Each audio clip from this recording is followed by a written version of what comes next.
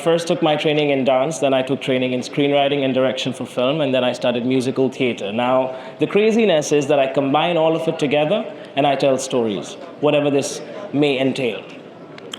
And today I'm here at TED Talk, but I'm going to be telling you a story as well on how I'm here in Lahore, somebody who's not from this part of the world, but actually ended up in Lahore trying to tell stories. And this story goes, The Art of Unlearning. In South Asia and globally, we have the concept of ancestral homes. What these ancestral homes entail, that these are the cozy houses, the big ones, the small ones, these houses that we have the family gatherings in. The Eid dinners, the Diwali dinners, the Holi dinners, the Christmas dinners, the Nowruz dinners. This is where people live. This is where people died. This is where all the great stories are. This is where we have photographs by the staircase. This is home. This is what really taught us everything. And now how the houses are shaped architecturally in South Asia, we have the big living rooms. In those living rooms, there's a long corridor that takes you to the entrance door. The entrance door is then connected to a veranda. Adjacent to the veranda is a front porch, the car porch. And by the veranda is a big garden. Next to the garden is the room. And we all need to think about, visualize the storage room in our houses. We call it the storage room, the garage. In that storage room, we have the big silver trunks. Everybody, it's I think, a national identity of South Asia, the big silver trunks everybody has in their houses. The old microwaves that do not work. The winter boots that we no longer need, the winter clothes that are stored in there. In my case, there was also a tricycle that my brother never threw away. And behind these silver trunks, the dusty old corners, if we're strong enough, brave enough to put our hands in, we find an object that was missing. We find an object behind these cluttering rooms of objects that we once lost, perhaps in the summer of 94, 95, whenever. In my case, I found a diary behind the silver trunk of my grandfather. And I found it much later, after his death.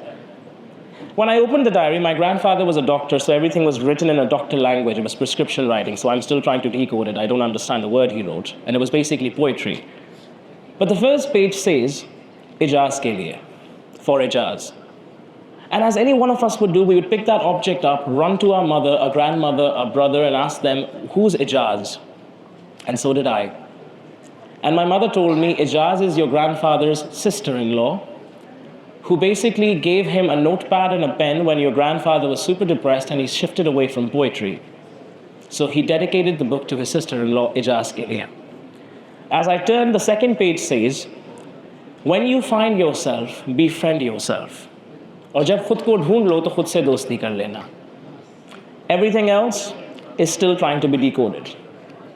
I take this and I realize that this cluttering room of storage is still something that exists in our minds. There's furniture here, there's a sofa here, there's a lamp here, and behind all this is this great idea that we need someone, some Ijaz in our life to help us unlock. I move on, fast forward, it's 2013, I'm first time in Lahore, in NCA Lahore. I'm studying film, and my first ever class was film analysis. While I'm studying film analysis, my teacher, my professor, asked everybody in the auditorium, it was a big auditorium just like this, and she asked, what makes you different than a normal person? And we all looked at each other. It was like, we're all normal by the definition. Hum sab normal hain. She asked again, what makes you different from a normal person? We never really paid attention to it. We moved on. Next exercise started called observation. Observation is like you live drawing for painters. When birds are flying, you quickly have to draw it. In this life, I would pick up a person from the audience, 3 people who are talking. I would be just taking their lives and writing up a story for them. So we get locations, we get places. My place was Chaman Ice Cream, Upper Mall, Lahore. I'm sitting in Chaman Ice Cream, having my pistachio scoop, and we call it observation, people call it eavesdropping. We just have to listen to people across the table and write a story. I turn to my right, and a couple is breaking up. This woman is sitting, the guy is sitting, and they're still sharing 1 scoop of vanilla scoop. And while they're eating, she tells them, I don't see a future in this. I don't think my parents will agree. I think this is it, whatever this is. And this heartbreak was pretty loud for me to hear, even without saying a word for the guy, and they're still eating that ice cream. I smile to myself, pretending I'm minding my own business. I put my headphones on, thinking that everybody's thinking I'm listening to music and writing this down. And I turn to the right. And on the right, there's two people, a father and a son. And this conversation was much heavier than I thought it would be. The father is telling his son why mama and papa don't live together anymore. And the son, who's eating his strawberry ice cream, stops eating. Quickly, I come back. There's no switch here, but automatically my mind brought me back to reality and said, Saad, do not intrude in this. This is a personal, intimate conversation. But I went back in. And as I went back in, I heard the conversation again. The son quickly asked him, if mama doesn't live with us anymore, who's going to tell the stories? The father immediately responded, I will. The son took his time, and I noticed that he was scribbling with his ice cream as the ice cream was melting. And he says, what story are you going to tell me? He says, anything you want. How about Pinocchio, in which when you lie, your nose gets longer? Mama tells me that if I lie, she'll find out because my nose will get longer. Do you know Pinocchio? He took a moment and he said, no. I don't know Pinocchio, but I will learn it for you. The son took another moment, he smiles and says, you can narrate me any story that you want. So at this point, I realize my eyes are teary. I'm getting involved in this story like it's my own. I come back to reality, but I notice, I experience their emotion on the table. A son who does not know how to live without his mother, a father who does not know Pinocchio. They're both trying to meet each other halfway. And while they're doing that, they're unlearning everything they knew as a family, traditions, culture, society, family. The father is going to be a father and a mother now. The son is going to be what my teacher asked me, not normal now. And not normal is not a bad thing. We're all not normal here. But that day, the question arose again in the class, what makes you different than normal people? And I realized these thoughts, the ideas of unlearning that 5-year-old, the 6-year-old kid had to do was unlearning. Little did they know that a stranger right next to them on a table had a lot of unlearning to do and used that kid as an icon of bravery and courage all his life. Fast forward, I moved to Lebanon. I go to Lebanon and the city welcomes me with arms wide open. I'm doing a show there. And as I'm there, I realize that these geniuses that I'm working with have taken art training since the age of 6 and 8.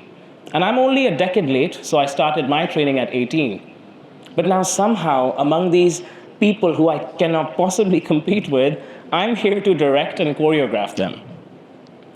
And while I'm there, I don't say this out loud, but I was scared. And for the people at the back, I was scared.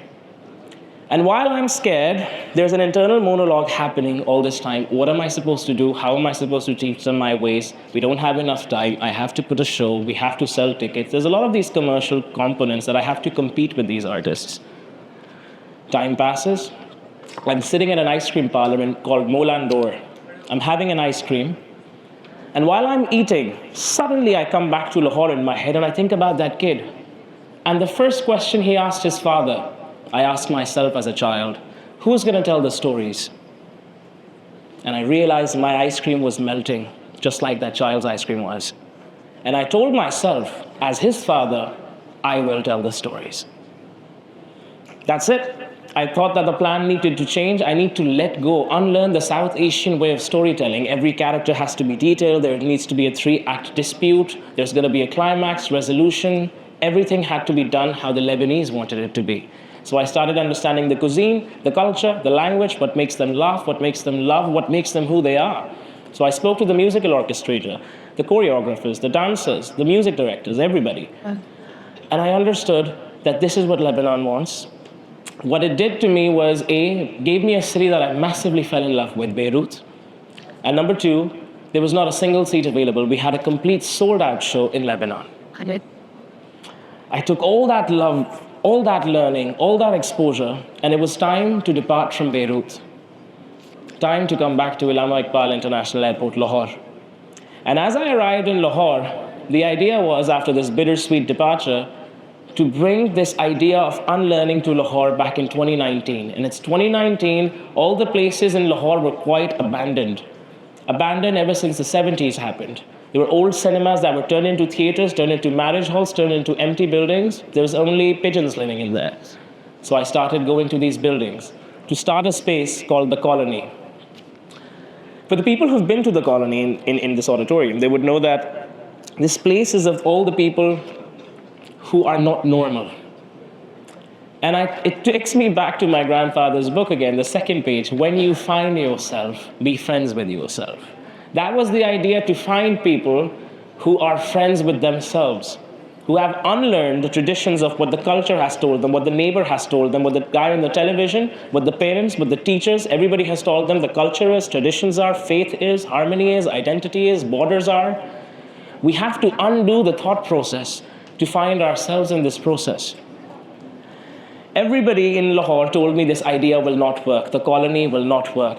So the amount of chairs that turned in big offices was unbelievable. But every time I used to go to an abandoned building and ask the owner if they could rent this building out to me, they would turn their chairs saying this idea will not work. I smiled, literally at every walkout, I used to smile and say, these are normal people. They haven't unlearned the ideas of newness. Finally, I found a building on Queens Road. It worked. Lahore really showed all the love they possibly had for me. The second venue opened, Gulberg. Today, as I stand here, it's 5 years that the Colony exists. In 5 years, we've done 150 plus shows. We have 400 dancers that we have worked with, 1,000 people that just showed us up at the Colony monthly. The technicians, the creatives who take the Colony forward today are the result of the craziness of the unlearning that they had to do for me, with me, for you as an audience. Just earlier this month, we celebrated our 5th anniversary with a show called Sway With Us. It's a choreography exhibition where you walk in and choreographers show their stories. Right. And while I was supposed to walk into the Colony Theatre, I was still in green room. And before walking in, the audience is there screaming, and I turn back to the green room and I look at the audience one last time. And I look at my people in the green room. And everybody's getting ready. The drag queens are putting their wigs on. The girls are putting their ghungroos. Some people are putting their bracelets on. Yeah. And all of them are excited. They're eager. And it takes me back to this question, who will tell stories? And in my heart, I answered with all of this happiness inside me. And I realized that this question has turned from a singular to a plural. Who will tell the stories? Not me. Us. We will tell the stories. And that moment, very recently, I realized what my grandfather was saying in the first page of his diary. And when you find yourself, be friends with yourself. I realized that finding yourself is not this individual innate you. This is not inside you. Finding yourself is the people you find along the way. In these 5 years, the amount of crazy, beautiful people that I've come across who've created art like no other, told stories like no other, takes me back to the bravery of that little boy having ice cream, adapting to change, to unlearn the ways of the culture, the traditions, the way the norms have told him to believe. The newness, the adapting of the newness that he had to bring in. And I ask myself this question and tell myself this every day. Who will tell the stories? I will. Thank you very much for your time. Thank you.